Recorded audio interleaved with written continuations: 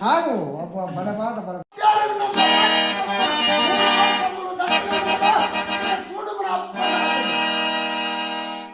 పరిగెత్తి వచ్చినట్టుగా చండ శాసనుడైన ఈ దేవరాయని సమగమన బతుకొట్టయా నిన్ను అతమార్చు వరకు ఈ దేవరాయుడు నిద్ర చెందునా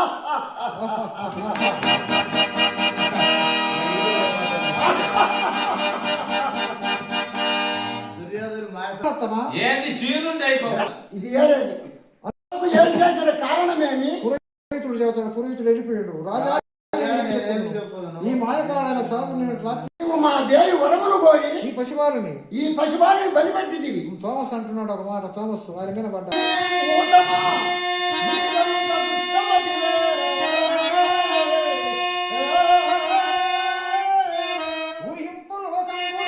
ఊహింపు లోకం గాసింజంజును పొట్టబెట్టుకొని గౌరించదవు చూడు బహు గౌరించదవు చూడు నీ మోసమ్మంతయు ఎల్లడించగా నీ మోసం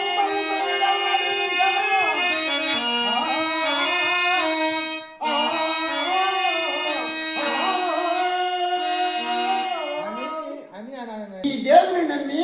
మత వైశ్యం వహించి మత వైశ్యము వహించి సత్యమును విరోధించి నా నా అర్ధాంగి లలితను నా కుమారుడు విజయని కోడల శిశీలను పోగొట్టుకొని ఇంటిని ఇట్టి దుష్టునికి దుష్టునికి క్షమాపణ కలదా ఆ థామస్ చెబుతున్నాడు రాజేంద్ర భీతి లేకుండా